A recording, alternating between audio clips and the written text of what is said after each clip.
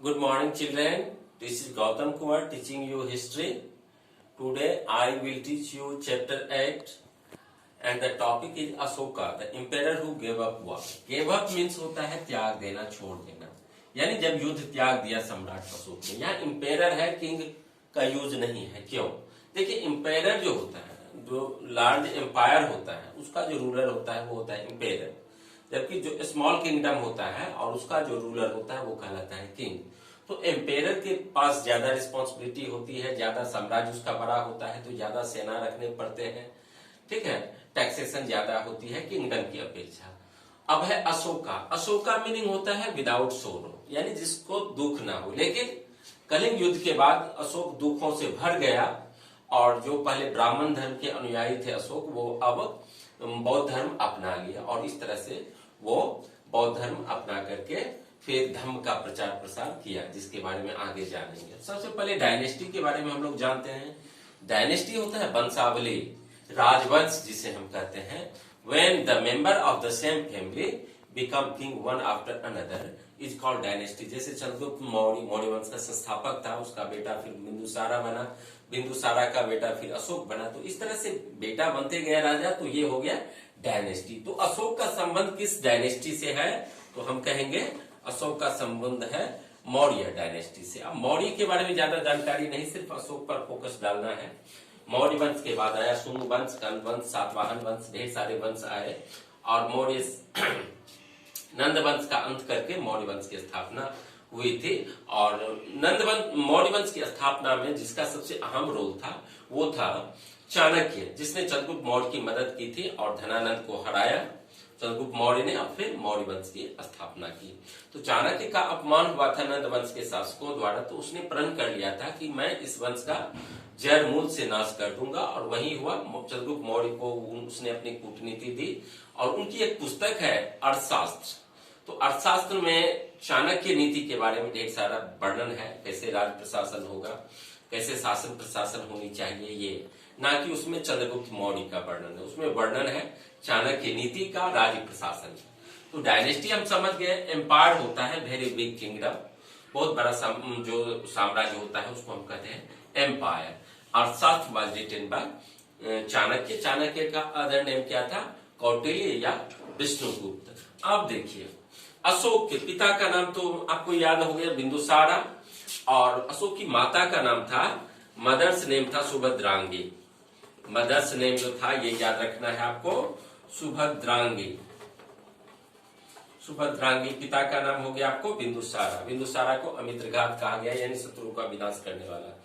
तो उस समय जो होते थे ना, उस समय ज्यादातर राजा जो था, यदि किसी प्रांत में होता था लड़ाई झगड़ा, तो गवर्नर बना के भेजता था अपने बेटे को, जो युवराज होता था। जैसे एक बार बिंदुसार के समय में जब तक्षशिला में विद्रोह हुई थी, तो अशोक को वहां विद्रोह को शांत करने के लिए भेजा गया था।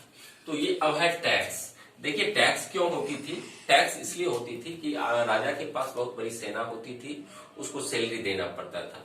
और ट्रिब्यूट्स जो होता था ना, वो जो इच्छा से राजा या ऑफिशियल एक्सपेक्ट करता था, मौर्य के अधिकारी जो भी होते थे वो एक्सपेक्ट करते थे कि लोग हमें फॉरेस्ट प्रोड्यूस दे, या जंगली जानवर जैसे हाथी। उस समय ट्रिब्यूट के रूप में हाथी दी जाती थी, टिम्बर हो गया, वैक्स हो गया, उसके बाद हनी हो गया, ये सभी एज ए ट्रिब्यूट दी जाती थी। और टैक्स जबरदस्ती वसूला जाता था। टैक्स जो होता था फिक्स होता था। अब टैक्स किस किस से लिया जाता था? फार्मर से लिया जाता था, हर्डर से लिया जाता था, क्राफ्ट पर्सन से लिया जाता था और ट्रेडर से लिया जाता था। अब क्राफ्ट पर्सन टैक्स में क्या देते थे? वो महीना में एक दिन राजा की सेवा में आकर के राजा का काम काज कर देते थे। और किसान जो होता था, जो फॉरेस्ट जो प्रोडक्शन होता था, उसका कुछ पार्ट टैक्स के रूप में देते थे। ट्रेडर्स भी टैक्स देते थे और हर्डर जो होता था मवेशी ही टैक्स में देते थे। उस समय टैक्स के रूप में हाथी भी दे दिया जाता था और उस हाथी को ट्रेंड किया जाता था आर्मी के लिए। अब है रूलिंग द एम्पायर। देखिए, तो ये जो अशोक के समय में जो साम्राज्य था, उसका केंद्र बिंदु था पाटलिपुत्रा, जिसे हम पटना कहते हैं, पाटलिपुत्रा। यहीं से शासन होता था। जितने भी पड़ोसी, जितने भी होते थे किंगडम, उस सब पर शासन होता था पाटलिपुत्रा से। और इस समय 3 शहर जो ज्यादा पॉपुलर थे और इम्पोर्टेंस रखते थे। एक तो पाटलिपुत्रा जहां से शासन प्रशासन होता था, दूसरा था तक्षशिला जो कि शिक्षा का केंद्र था और उसी का आचार्य था ये, उसी तक्षशिला से ही बिलोंग करते थे चाणक्य। और उसके बाद उज्जैन जो कि ट्रेड रूट में था, नॉर्थ और साउथ के बीच में पड़ता था उज्जैन। तो शासन होता था पाटलिपुत्रा के जरिए। अब हम देखेंगे ruling the family, ruling the empire. तो एम्पायर में रूल जो होता था ना वो पाटलिपुत्रा से होता था। अब मेगास्थनीज सेल्यूकस निकेटर का राजदूत था और वो चंद्रगुप्त मौर्य की दरबार में आया था, ये याद रखना है आपको। तो मेगास्थनीज ने पटना के बारे में जो विवरण दिया है वो काफी अच्छा दिया है कि ये शहर बहुत बड़ा और विशाल है, बहुत ही सुंदर है। इसमें बहुत 570 टावर्स हैं, पाटलिपुत्रा के बारे में लिखा है, और 64 गेट हैं। इस समय जब कभी राजा जो है पब्लिक के सामने आता था तो भव्य दरबार का आयोजन किया जाता था। उसके बाद होता था कि जब राजा जाता था कहीं आयोजन होता था तो उसमें उसके जो सेना होते थे वो हाथी पर सवार होते थे और हाथी को सोने और चांदी से सजाया जाता था और राजा को पालकी में बिठा कर ले जाया जाता था। राजा के आसपास महिला सेना भी होती थी जो उसके अंगरक्षक का भी काम करती थी, पुरुष सैनिक भी थे और महिला सैनिक भी थे। मेगास्थनीज वर्णन करता है कि राजा जो है एक कमरे में 2 दिन से अधिक नहीं सोता था, वो चेंज करते जाता था। और राजा के पास एक सर्वेंट वैसा भी होता था जो भोजन को पहले चखता था कि कहीं इसमें पॉइजन तो नहीं है, यदि पॉइजन होगा तो नौकर मारा जाएगा, सर्वेंट मारा जाएगा, राजा को कुछ नहीं होगा। तो इसके लिए भोजन को चखने के लिए भी एक नौकर थे। तो ये सारे वर्णन ये मेगास्थनीज ने दिए हैं जो कि सेल्यूकस निकेटर का राजदूत था और चंद्रगुप्त मौर्य के दरबार में आया था। अब देखिए मौर्य वंश का भवन जो बने होते थे वो ब्रिक्स के नहीं बने, मड ब्रिक्स के बने होते थे, लेकिन भवन जो होते थे वो बड़े लकड़ी के बने होते थे, वुड के। और जैसे दो मंजिला या 3 मंजिला भवन होता था, चंद्रगुप्त मौर्य का भवन भी लकड़ी का ही था। तो भवन जो इस समय होते थे वो लकड़ी के बने होते थे।